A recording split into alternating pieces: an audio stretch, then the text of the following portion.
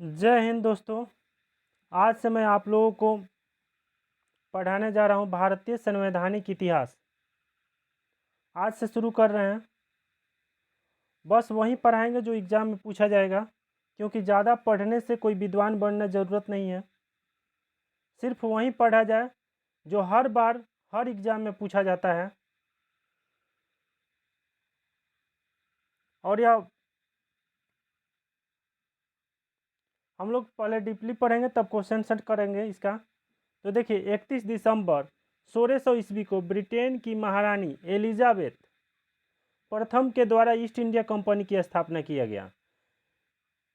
तो आप लोगों के एग्जाम में इसमें से दो प्रश्न पूछे जाएंगे। एक प्रश्न यह होगा कि ईस्ट इंडिया कंपनी की स्थापना कब हुई। तो ईस्ट इंडिया कंपनी की स्थापना 31 दिसंबर 1600 ईस्वी में हुई। ईस्ट इंडिया दूसरा प्रश्न होगा आप लोगों के एग्जाम में कि ईस्ट इंडिया कंपनी की स्थापना किसने किया। ईस्ट इंडिया कंपनी की स्थापना किसने किया। तो ईस्ट इंडिया कंपनी की स्थापना महारानी एलिजाबेथ, ब्रिटेन की महारानी एलिजाबेथ प्रथम के द्वारा ईस्ट इंडिया कंपनी की स्थापना किया गया। दो प्रश्न देखिए, दो लाइन हम बताएं जिसमें दो प्रश्न आप लोगों के शामिल है। मैं वही बताऊंगा जो एग्जाम में पूछे जाते हैं, और यह हर बार पूछा जाता है कि ईस्ट इंडिया कंपनी की स्थापना कब हुआ और किसने किया। यह दो प्रश्न आप लोगों को हमेशा याद रखना है। तो ईस्ट इंडिया कंपनी की स्थापना 31 दिसंबर 1600 ईस्वी में हुआ।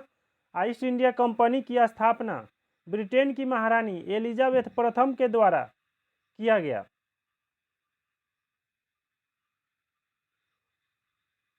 ईस्ट इंडिया कंपनी को दक्षिण पूर्वी एशियाई देशों के लिए व्यापार वाणिज्य करने के लिए 15 वर्षों का अधिकार पत्र दिया गया। देखिए, ईस्ट इंडिया कंपनी, कोई भी कंपनी अगर आप खोलते हैं तो उसको सरकार के तरफ से आपको रजिस्टर्ड कराना पड़ता है। तो उसी तरह ईस्ट इंडिया कंपनी के लिए 15 वर्षों का अधिकार पत्र दिया गया, और उसको यह भी कहा गया कि अगर आपका व्यापारिक स्थिति अच्छा होगा तो आपको 20 वर्षों के पश्चात यह अधिकार पत्र जो है इसमें नवीनीकरण किया जाएगा, मतलब सुधार किया जाएगा और आगे आपका डेट बढ़ाया जाएगा। तो पहले 15 वर्षों के लिए अधिकार पत्र उनका बनाया गया ईस्ट इंडिया कंपनी का, और उसके बाद बोला गया कि 20 वर्ष बाद आपके अधिकार पत्र में नवीनीकरण होगा। फिर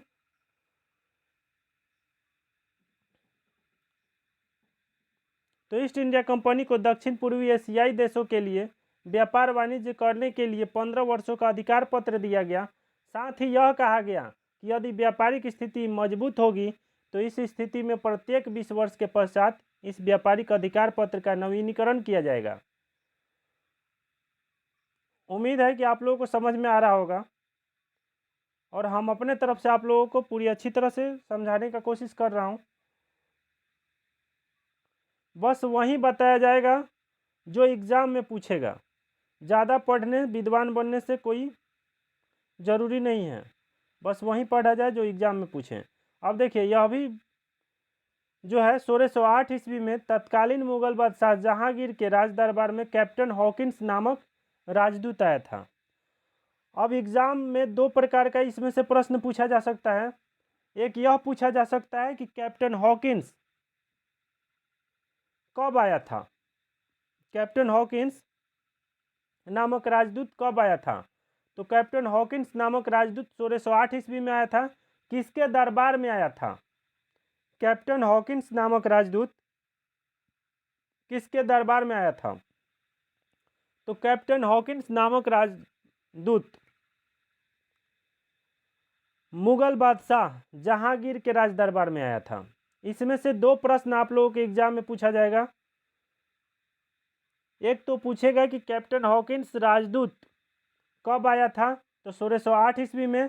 और दूसरा प्रश्न आपका पूछा जाएगा एग्जाम में कि कैप्टन हॉकिंस नाम का राजदूत किसके दरबार में आया था। तो कैप्टन हॉकिंस नामक राजदूत मुगल बादशाह जहांगीर के राज दरबार में आया था। तो उम्मीद है कि आप लोगों को समझ में आया होगा। यह बस छोटा सा वीडियो है, इसके बाद मैं आप लोगों को इसी सब्जेक्ट का आगे का वीडियो बनाऊंगा। अगर आप लोग मेरे चैनल पर नए होंगे तो मेरे चैनल को सब्सक्राइब करें और इस वीडियो को ज़्यादा से ज़्यादा शेयर करें ताकि सभी विद्यार्थियों को इस वीडियो का लाभ मिले और वो अपनी तैयारी अच्छी से कर सकें।